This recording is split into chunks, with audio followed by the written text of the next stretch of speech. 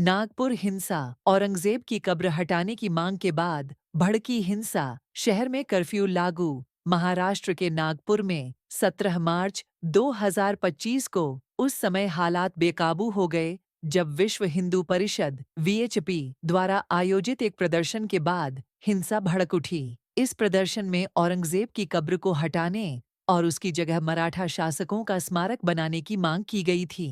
हालांकि यह प्रदर्शन अचानक हिंसक हो गया और देखते ही देखते शहर के कई हिस्सों में पथराव, आगजनी और तोड़फोड़ की घटनाएं सामने आईं। हिंसा के प्रमुख घटनाक्रम। प्रदर्शन के दौरान कुछ असामाजिक तत्वों ने पुलिस पर पथराव किया, जिससे 33 पुलिसकर्मी और 5 नागरिक घायल हो गए। घायल होने वालों में 3 deputy commissioner of police (DCP) भी शामिल हैं। एक पुलिस अधिकारी की हालत गंभीर बताई जा रही है। 50 से अधिक लोगों को गिरफ्तार किया गया है, जबकि कई और संदिग्धों की पहचान की जा रही है। कई वाहनों को आग के हवाले कर दिया गया और दुकानों में भी तोड़फोड़ की गई। हालात को काबू में करने के लिए नागपुर के कुछ संवेदनशील इलाकों में अनिश्चितकालीन कर्फ्यू लागू कर दिया गया है। कैसे भड़की हिंसा? बताया जा रहा है कि विहिप, वीएचपी और बजरंग दल के कार्यकर्ता नागपुर में एक रैली निकाल रहे थे। उनका कहना था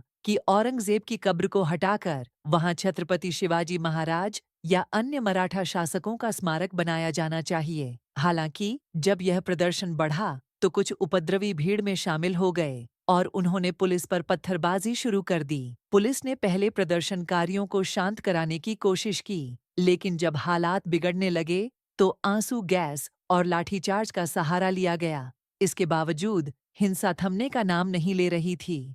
कुछ रिपोर्ट्स के अनुसार इस दौरान मुस्लिम समुदाय के कुछ लोगों ने भी प्रदर्शनकारियों का विरोध किया, जिससे दोनों पक्षों के बीच झड़पें शुरू हो गईं। जल्द ही यह झड़पें सांप्रदायिक तनाव में बदल गईं और शहर के कई इलाकों में हालात बिगड़ गए। मुख्यमंत्री देवेंद्र फडणवीस की प्रतिक्रिया। महाराष्ट्र के मुख्यमंत्री देवेंद्र फडणवीस ने इस घटना की कड़ी निंदा करते हुए इसे पूर्व नियोजित हमला बताया। उन्होंने कहा, यह कोई संयोग नहीं है कि प्रदर्शन के दौरान हिंसा भड़की। यह एक सोची समझी साजिश है और इसमें शामिल लोगों के खिलाफ कड़ी कार्रवाई की जाएगी। महाराष्ट्र सरकार किसी भी प्रकार की अराजकता को बर्दाश्त नहीं करेगी। फडणवीस ने यह भी स्पष्ट किया कि पुलिस को पूरी छूट दी गई है और जल्द ही अपराधियों की पहचान कर उन्हें गिरफ्तार किया जाएगा। वीएचपी और बजरंग दल की सफाई। विश्व हिंदू परिषद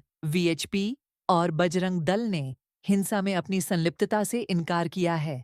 उनका कहना है कि उनका उद्देश्य केवल शांतिपूर्ण प्रदर्शन करना था, लेकिन कुछ असामाजिक तत्वों ने माहौल बिगाड़ने की कोशिश की। वीएचपी नेता मिलिंद परांडे ने कहा, हमारा उद्देश्य केवल औरंगजेब की कब्र को हटाने और वहां एक राष्ट्रवादी स्मारक बनाने की मांग करना था। हमने कभी भी हिंसा का समर्थन नहीं किया, लेकिन कुछ कट्टरपंथी लोगों ने हमारे आंदोलन को बदनाम करने के लिए यह उपद्रव किया। नागपुर में सुरक्षा कड़ी, इंटरनेट सेवाएं बंद। शहर में शांति व्यवस्था बनाए रखने के लिए पुलिस और प्रशासन पूरी तरह मुस्तैद हो गया है। नागपुर के कई हिस्सों में भारी पुलिस बल तैनात कर दिया गया है। ड्रोन और सीसीटीवी के जरिए संवेदनशील इलाकों की निगरानी की जा रही है। इंटरनेट सेवाएं अस्थायी रूप से बंद कर दी गई हैं ताकि अफवाहें फैलने से रोकी जा सकें। भविष्य की कार्रवाई और जांच जारी। पुलिस इस हिंसा की गहराई से जांच कर रही है। शुरुआती रिपोर्ट्स के मुताबिक हिंसा भड़काने के पीछे कुछ कट्टरपंथी संगठनों का हाथ हो सकता है। इसके अलावा प्रशासन यह भी जांच कर रहा है कि कहीं यह घटना राजनीतिक साजिश का हिस्सा तो नहीं थी।